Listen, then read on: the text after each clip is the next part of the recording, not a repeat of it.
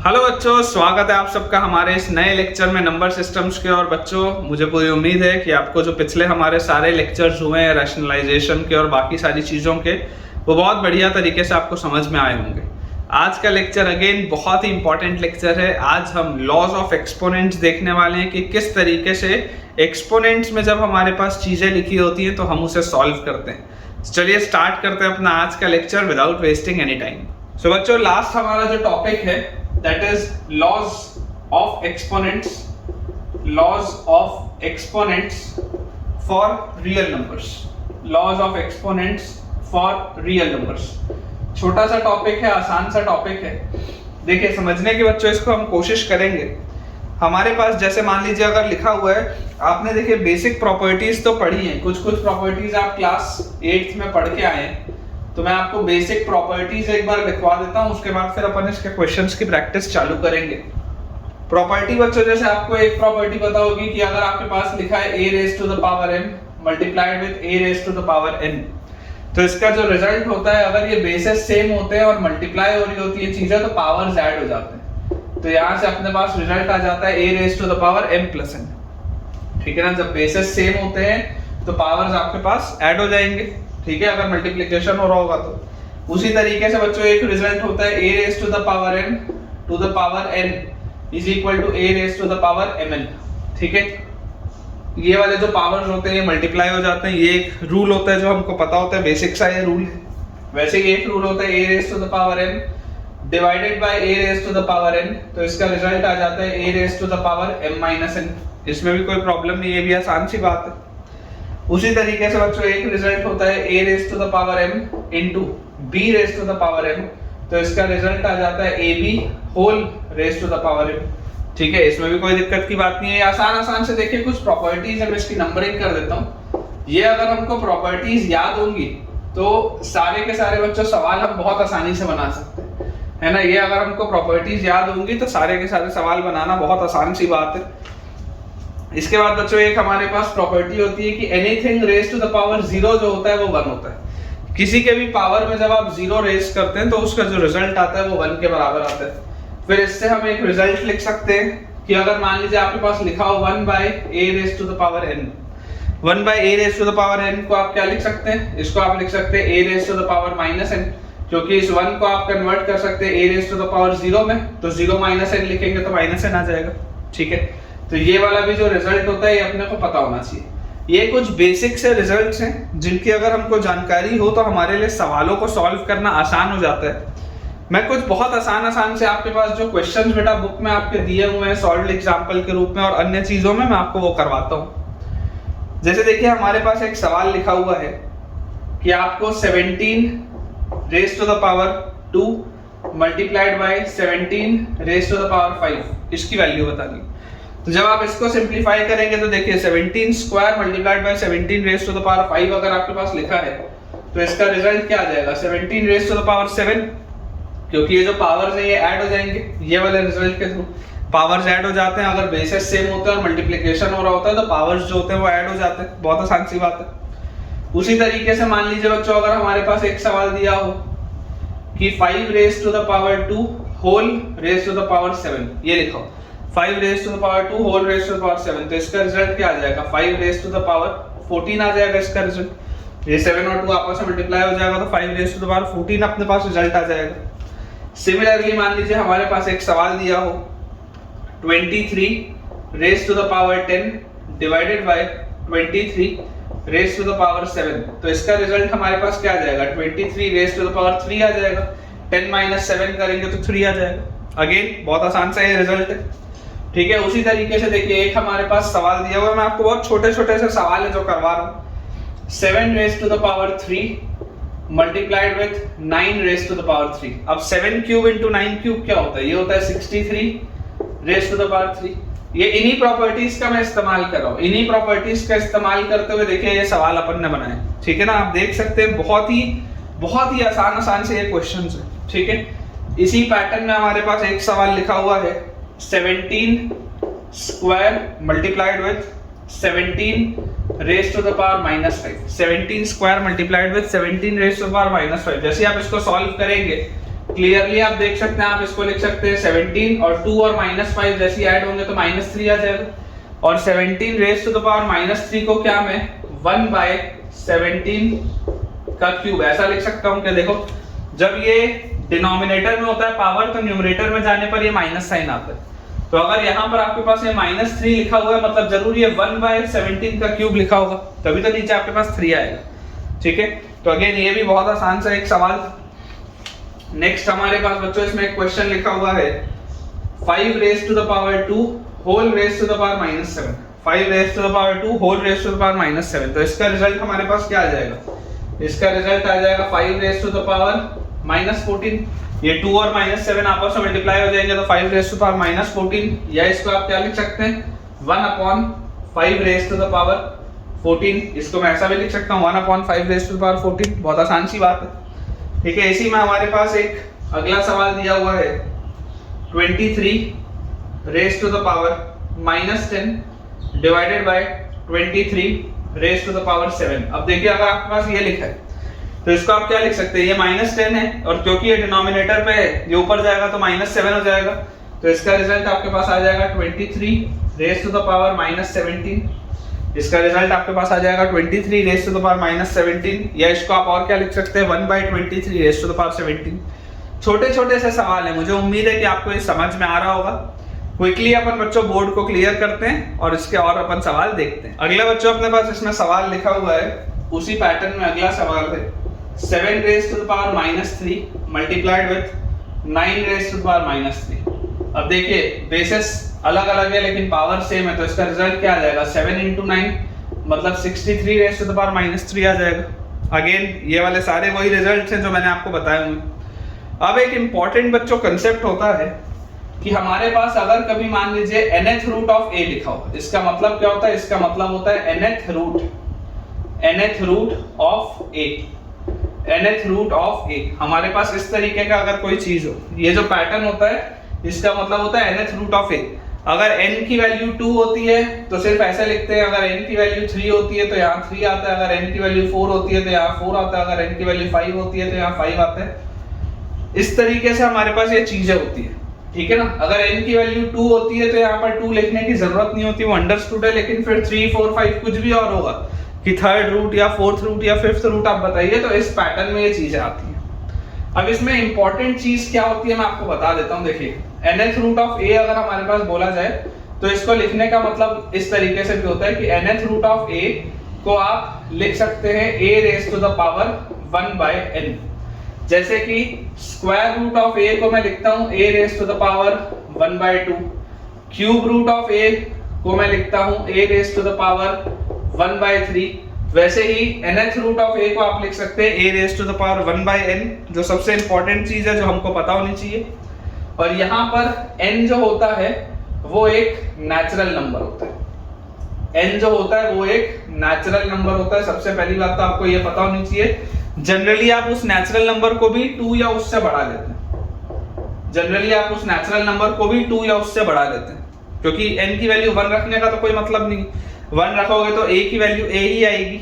ठीक है ना, तो जनरली हम n को 2 या उससे बड़ा रखते हैं। अब यहां से देखिए, यहां से आपको एक चीज और पता होनी चाहिए कि a जो होगा a को आपको पॉजिटिव लेना है। जब हम इस फॉर्मेट में लिखते हैं, जब हम इस फॉर्मेट में बच्चों किसी चीज को लिखते हैं तो हम a को जनरली पॉजिटिव लेके चलते हैं। जब हम इस फॉर्मेट में लिखते हैं, ठीक है, तो अगर मान लीजिए आपके पास आपने बोल दिया कि nth रूट ऑफ a की वैल्यू अगर b के बराबर है, अगर nth रूट ऑफ a जो कि a raise to the power 1/n है, अगर इसकी वैल्यू b के बराबर है तो इसका मतलब क्या होगा कि b की power n will be equal to a। अगर nth रूट ऑफ a की वैल्यू b के बराबर है, इसका मतलब क्या होगा कि b raise to the power n की वैल्यू किसके बराबर आ जाएगी, a के बराबर। ठीक है, b raise to the power n will be equal to a। अब यहां से बच्चों देखिए, आपको मैं एक छोटे-छोटे से कुछ सवाल कराता हूं। जैसे मान लीजिए आपके पास क्वेश्चन दिया हुआ है 4 raise to the power 3/2। Imagine करिए आपके पास बच्चों सवाल लिखा हुआ है 4 रेज़ टू द पावर 3/2। अब 4 रेज़ टू द पावर 3/2 को कंप्यूट करने के मल्टीपल तरीके हैं। कैसे हम इसको कंप्यूट कर सकते हैं? आप इसको बोल सकते हैं कि यार ये लिखा हुआ है 4 रेज़ टू द पावर 1/2 का क्यूब, आप इसको ऐसा ही बोल सकते हैं। अगर ये 4 रेज़ टू द पावर 1/2 का आप क्यूब बोल रहे हो तो देखिए 4 रेज़ टू द पावर 1/2 क्या होगा, 2, और 2 का क्यूब मतलब आंसर आपके पास आएगा 8। ये बात आती है समझ में? या आप इसको और कैसे बोल सकते हैं कि यार ये लिखा हुआ है 4 का क्यूब इसका पावर 1/2, बात तो वही है भाई। ये यहाँ 3/2 लिखा है तो ये दोनों का भी मल्टीप्लिकेशन 3/2 है, ये दोनों का भी मल्टीप्लिकेशन 3/2 है। आप इसको ऐसा भी लिख सकते हैं, ऐसा भी लिख सकते हैं। अगर 4 का क्यूब मैं पहले कंप्यूट कर लूंगा तो 4 का क्यूब होता है 64 और इसका पावर 1/2, तो यहाँ से भी आंसर 8 ही आएगा।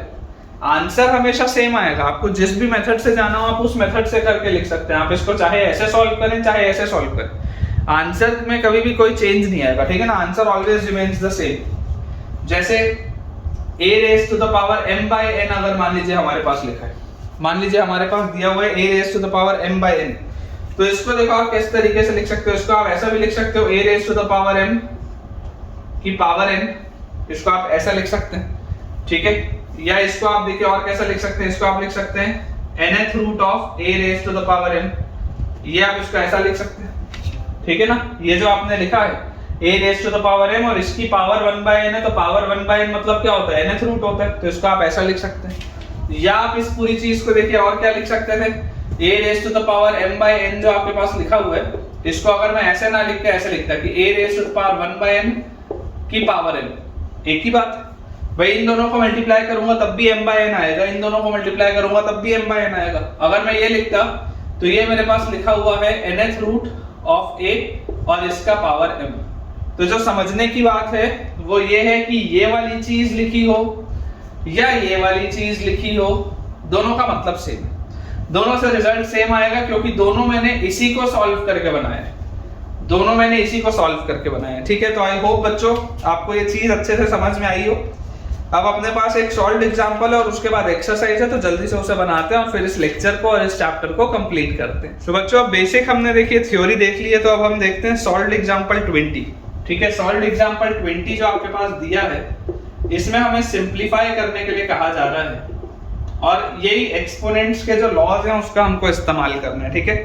अब सॉल्व्ड एग्जांपल 20 में बच्चों जो पहला सवाल है, पहला हमारे पास सवाल दिया हुआ है 2 raise to the power 2/3 multiplied with 2 raise to the power 1/3, 2 raise to the power 2/3 multiplied with 2 raise to the power 1/3, ये अपने पास सवाल है। अब देखिए अगर आपको इसको सॉल्व करना होगा तो आप क्या लिखेंगे, बेसिस सेम है, मल्टीप्लिकेशन हो रहा है, पावर्स ऐड होंगे, तो ये आ जाएगा 2 raise to the power 2/3 plus 1/3, इसको आप ऐसा लिखेंगे, पावर्स ऐड होंगे। और यहाँ से आपके पास आ जाएगा 2 रेज़ टू द पावर 2/3 और 1/3 क्या होता है, 3/3 होता है, मतलब ये आपके पास लिखा हुआ है 2 रेज़ टू द पावर 1, जिसका आंसर आएगा आपके पास 2, ठीक है। तो पहले वाले को आप सॉल्व करेंगे तो देखिए आपके पास आंसर क्या आ जा रहा है, 2 आ जा रहा है, बहुत आसान सी बात है, ठीक है ना। उसे अपने को जो बेसिक प्रॉपर्टीज हैं उसको याद रखना है। जैसे सेकंड वाला अपने पास लिखा हुआ है 3 raise to the power 1/5 raise to the power 4, ये अपने पास लिखा है। अब इसका आंसर देखिए बहुत आसानी से आपके पास क्या आ जाएगा, ये 1/5 और 4 आपस में मल्टीप्लाई हो जाएगा, तो ये आपके पास आ जाएगा 3 रेज़ टू द पावर 4/5। इसमें और आपको कुछ भी सिंप्लीफिकेशन करने की जरूरत नहीं है, ये अपने आप में मोस्ट सिंप्लीफाइड फॉर्म में। इसी को मान लीजिए अगर कोई आपको बोले कि बताओ इसको आप कैसे लिखोगे, तो आप इसको कैसे लिख सकते हो, देखो 3 रेज़ टू द पावर 1/5 है, मतलब आपके पास ये लिखा हुआ है 5th root of 3, 5th root of 3 और इसका पावर आपके पास लिखा हुआ है 4, ये इसका मतलब है 5th रूट ऑफ 3 और इसका पावर आपके पास लिखा हुआ है 4, बहुत आसान सी बात है।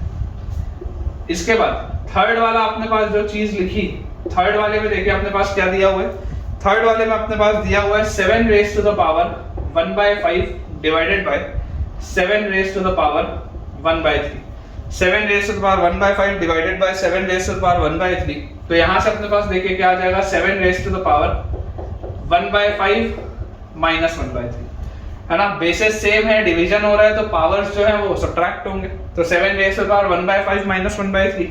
जैसे ही आप इसका एलसीएम लेंगे तो देखिए आपके पास ये क्या आएगा, एलसीएम आपके पास यहाँ पर आएगा 15, 5 into 3 15 होता है तो यहाँ ऊपर आ जाएगा 3, 3 into 5 15 होता है तो यहाँ पे आ जाएगा 5। मतलब कि ये आपके पास क्या लिखा हुआ है, ये आपके पास लिखा हुआ है 7 रेज़ टू द पावर -2/15, ये आपके पास लिखा हुआ है 7 रेज़ टू द पावर -2/15, ठीक है। बहुत आसान सा ये सवाल है।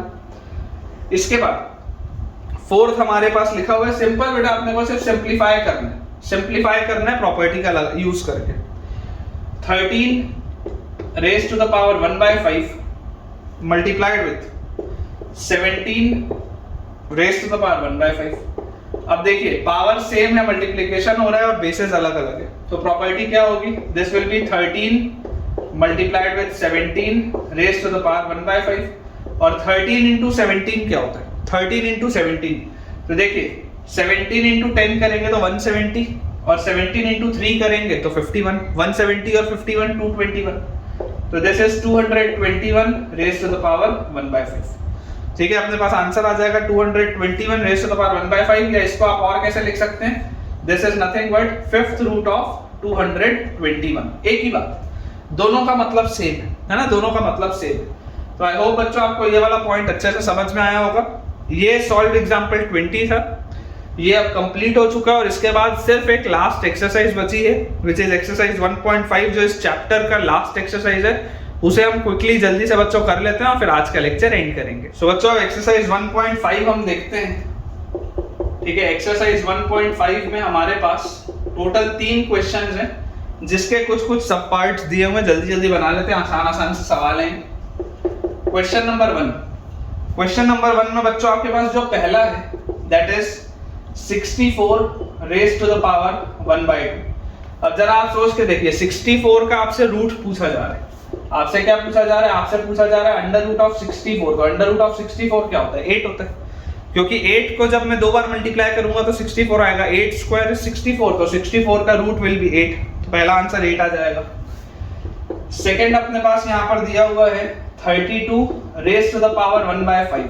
अब देखिए अगर आप इसको सिंप्लीफाई करना चाहें 32 रेज टू द पावर 1/5 को, तो आप अपने मन में थोड़ा सा सोचिए, आपको पता होना चाहिए कि जब हम 2 को 5 बार मल्टीप्लाई करते हैं, देखिए 2 को 2 से मल्टीप्लाई करोगे तो 4, फिर 2 से मल्टीप्लाई करोगे तो 8, फिर 2 से मल्टीप्लाई करोगे तो 16 और उसके बाद एक और बार जब 2 से आप मल्टीप्लाई करोगे तो 32 आएगा, मतलब 2 रेज टू द पावर 5 होता है। ये जो 32 लिखा हुआ है 32 is nothing but 2 raise to the power 5 और उसका पावर आपके पास लिखा हुआ है 1/5। 32 मतलब होता है 2 रेज टू द पावर 5 कि जब आप 2 को 5 बार मल्टीप्लाई करते हैं तो 32 आता है, तो ये 5 और ये 5 कैंसिल आउट हो जाएगा, तो रिजल्ट हमारे पास आ जाएगा इसका 2। बहुत आसान से, ठीक है। और क्वेश्चन नंबर 1 का जो थर्ड पार्ट है which is the last part, उसमें हमारे पास लिखा हुआ है 125 raise to the power 1/3, 125 raise to the power 1/3। अब 125 क्या होता है, 125 होता है बच्चों 5 का क्यूब, 125 होता है 5 का क्यूब, मतलब जब आप 5 को 3 बार मल्टीप्लाई करें तो 5 into 5 is 25 into 5 is 125, तो 5 का cube raise to the power 1/3 है, 3 से ये 3 कैंसिल आउट होगा, रिजल्ट विल बी 5। बहुत ही आसान से क्वेश्चंस है, ठीक है। अब हम देखते हैं सेकंड क्वेश्चन। सेकंड क्वेश्चन में हमारे पास अगेन 4 पार्ट है। पहला पार्ट हमारे पास सेकंड क्वेश्चन में दिया हुआ है 9 raise to the power 3/2, 9 raise to the power 3/2 ये अपने पास लिखा है। अब 9 रेज टू द पावर 3/2 को आप कैसे लिख सकते हैं, देखिए आप इसको लिख सकते हैं 9 raise to the power 1/2 raise to the power 3, इसको अपन ऐसा लिख सकते हैं। 9 की पावर 1/2 मतलब under root of 9, under root of 9 क्या होता है, स्क्वायर रूट ऑफ 9 तो 3 होता है, मतलब ये आपके पास लिखा हुआ है 3 का क्यूब, और 3 का क्यूब क्या होता है 27 होता है, तो आंसर हमारे पास क्या आ जाएगा 27 आ जाएगा, ठीक है ना। 9 raise to the power 3/2 solve आप करेंगे 27, बहुत आसान सा सवाल। सेकंड वाला देखते हैं। सेकंड हमारे पास लिखा हुआ है 32 raise to the power 2/5, 32 raise to the power 2/5, तो 32 अपने आप में क्या होता है, अभी मैंने आपको बताया था 32 अपने आप में होता है 2 की पावर 5, इसकी पावर में हमारे पास लिखा हुआ है 2/5, तो क्लियरली आप देख सकते हैं ये 5 और ये 5 कैंसिल आउट होगा, तो आपके पास बचेगा क्या, आपके पास बचेगा 2 का स्क्वायर, और 2 का स्क्वायर क्या होता है 4 होता है, 2 का स्क्वायर क्या होता है 4 होता है, तो ये अपने पास आ गया। इसके बाद थर्ड वाला अगर हम पार्ट देखें क्वेश्चन नंबर 2 का ही थर्ड पार्ट, तो ये हमारे पास लिखा हुआ है 16 raise to the power 3/4, 16 raise to the power 3/4। अब जिस तरीके से 2 को हम जब 5 बार मल्टीप्लाई करते हैं तो 32 आता है, जब हम बच्चों 2 को 4 बार मल्टीप्लाई करते हैं तो 16 भी आता है, तो 16 को आप क्या लिख सकते हो 2 रेज टू द पावर 4 लिख सकते हो, 16 can be written as 2 raise to the power 4, और इसकी पावर है आपके पास 3/4, ये 4 से ये 4 कैंसिल आउट होगा, तो आपके पास आ जाएगा 2 का क्यूब, और 2 का क्यूब क्या होता है 8 होता है, मतलब आंसर इसका 8 आ गया। फोर्थ वाला अगर हम देखें तो फोर्थ वाले में हमारे पास लिखा हुआ है 125 रेज टू द पावर -1/3, ध्यान दीजिएगा यहाँ पर माइनस साइन दिया, 125 रेज टू द पावर -1/3। अब 125 क्या होता है, 5 का क्यूब होता है, मतलब ये लिखा हुआ है 5 का क्यूब और इसका पावर -1/3, तो ये 3 से ये 3 कैंसिल आउट हुआ। मतलब आपके पास लिखा क्या है, 5 रेज टू द पावर -1, और 5 रेज टू द पावर -1 क्या होता है, 1/5 होता है। 1/5 को ही तो हम 5 रेज टू द पावर -1 लिखते हैं, ठीक है। तो इसके साथ बच्चों पहला सवाल और दूसरा सवाल पूरा कंप्लीट हो चुका है। अब हम चलते हैं थर्ड क्वेश्चन की तरफ, विच is the last question of this chapter. Third question जो कि इस चैप्टर का आखिरी सवाल भी है, हमारे पास दिया हुआ है पहले वाले पार्ट में 2 raise to the power 2/3 multiplied with 2 raise to the power 1/5। अब क्लियरली आपको बच्चों देखो दिखाई दे रहा है कि बेसिस सेम है, मल्टीप्लिकेशन हो रहा है, पावर्स जो है वो ऐड हो जाएंगे।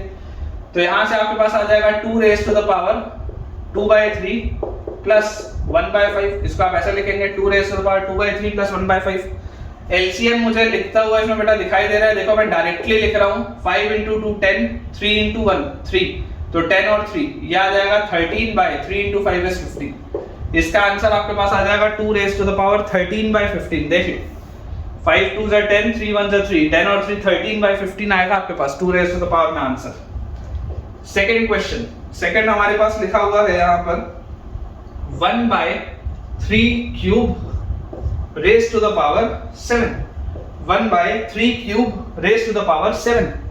तो क्लियरली आपको बच्चों देखो दिखाई देगा 1/3 क्यूब को आप क्या लिख सकते हैं, 3 की पावर -3 और इसका पावर 7 है। 1/3 क्यूब को मैं लिख सकता हूँ 3 की पावर -3 और इसका पावर 7 है, मतलब कि मेरा रिजल्ट क्या आएगा, 3 रेज टू द पावर -21।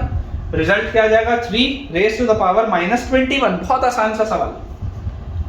इसके बाद थर्ड अपने पास इसमें जो क्वेश्चन दिया हुआ है उसमें लिखा हुआ है 11 raise to the power 1/2 divided by 11 raise to the power 1/4। 11 raise to the power 1/2 divided by 11 raise to the power 1/4। यहां से अगर आप देखेंगे तो clearly 11 raise to the power आपके पास क्या आएगा, 1/2 माइनस 1/4। तो यहां से हमारे पास आ जाएगा 11 रेज टू द पावर 1/4, क्योंकि हाफ में से आप 1/4 हटाओगे तो 1/4 बचेगा। तो answer will be 11 raise to the power 1/4। बहुत आसान सा सवाल।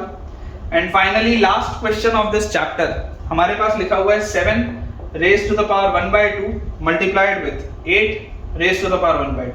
7 raise to the power 1/2 multiplied with 8 raise to the power 1/2, क्योंकि पावर सेम है, मल्टीप्लिकेशन हो रहा है, तो आप अंदर वाले को मल्टीप्लाई कर देंगे तो यहां से आपके पास आ जाएगा 56 raise to the power 1/2। Answer हमारे पास आ जाएगा 56 रेज टू द पावर 1/2। तो ठीक है बच्चों, इसके साथ हमारा ये जो पूरा लेक्चर है और ये वाला जो पूरा चैप्टर है और ये वाला जो टॉपिक था सब कुछ कंप्लीट हो चुका है। और मुझे पूरी उम्मीद है कि मैंने नंबर सिस्टम्स के साथ बहुत अच्छे से जस्टिस किया है। 13-14 लेक्चर्स मैंने इस पे डेडिकेट किए और बहुत बढ़िया से आपके कंसेप्ट्स भी क्लियर हुए होंगे। मैं आप सबको बच्चों ये बोलना चाहूँगा कि आप एक बार जल्दी से ये सारे वीडियोस को वापस से देखें, नंबर सिस्टम को पूरा रिवाइज कर लें। और अगर आपको इसमें और प्रैक्टिस क्वेश्चन मुझसे चाहिए हो तो आप मुझे नीचे दिए हुए डिस्क्रिप्शन में जो टेलीग्राम चैनल है वहाँ से आप बच्चों मेरा आईडी निकाल सकते हैं और मुझे उस पर आप मैसेज कर सकते हैं कि आपको और प्रैक्टिस क्वेश्चन चाहिए इसके, एंड मैं डेफिनेटली आपके लिए और प्रैक्टिस क्वेश्चन शेयर करूँगा। अगर आपको वीडियो पसंद आया हो तो जल्दी से जल्दी इस वीडियो को लाइक करें, चैनल को सब्सक्राइब करें और अपने सारे फ्रेंड सर्कल में क्लास 9th के स्कूल, कोचिंग, ट्यूशन जो भी फ्रेंड्स आपके हैं उनसे शेयर करें ताकि उन सब की पढ़ाई बहुत बढ़िया तरीके से हो पाए। Thank you.